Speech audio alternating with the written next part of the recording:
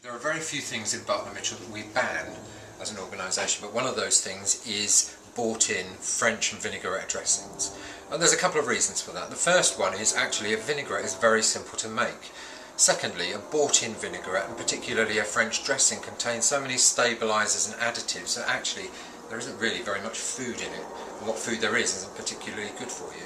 So we're just going to have a look at how to make a vinaigrette. Real simple process. A vinaigrette is made up of two key principles: an acid, which is vinegar, and an alkaline, which is an oil. So it's a combination of those two ingredients together which create a vinaigrette dressing. That is it. It's as simple as that. If we were doing this in the Italian style, then they first of all would take a bowl of lettuce leaves and then cover those with some oil, then add vinegar to those. And that's a really simple Italian style vinaigrette dressing. You always, if you're ever going to do that, add the oil first and then add the vinegar. The reason you do that is because of the high acid content in vinegar.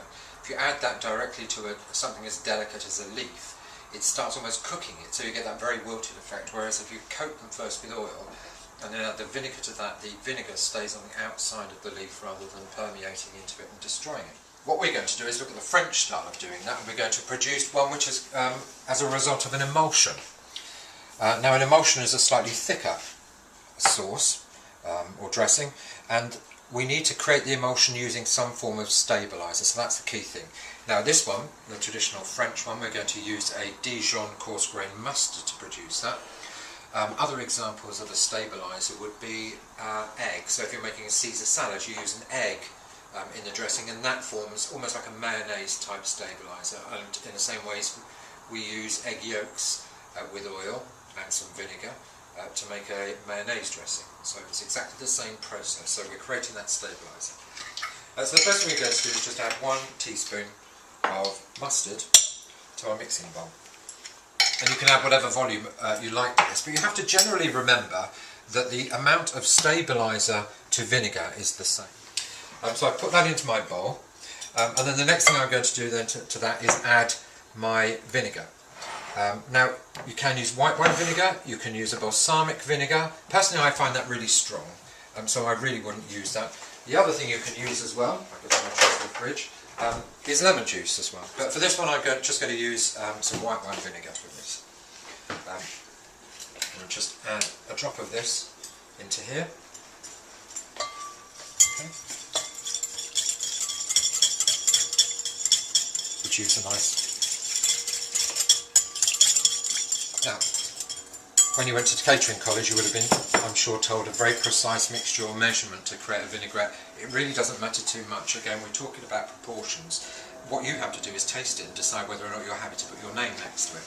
Generally the rule of thumb is you would use 1 part vinegar to 3 or 4 or 5 or 6 parts oil. It's really up to you and what taste you want. Again, it comes back to the vinegar, the type of acid that you've used, as to the amount of oil that you want to add to it. So I'm just going to add some oil to this mixture here now in order to create that emulsion to get this as a thick dressing that we're looking to achieve. Just a quick word on oils before we do. Please don't get too hung up about the over-fashionable nature of extra virgin olive oil. It's great for some things, but it's not great for everything. Extra virgin olive oil should really only be used to anoint food, and I think it's a really great way of remembering. If any of you have ever tried cooking with extra virgin olive oil, you'll know that food burns very quickly because its flash point is really low. But also with extra virgin olive oil, if you've ever made a mayonnaise with it, it's quite possibly the most disgusting thing you've ever. So I'm going to use a groundnut oil to make this dressing.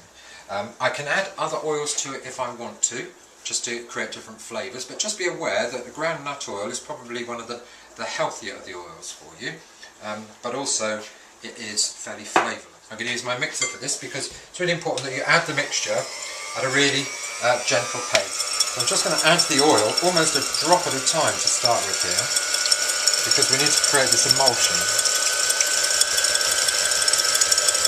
There's real gentle drops going in just to start with.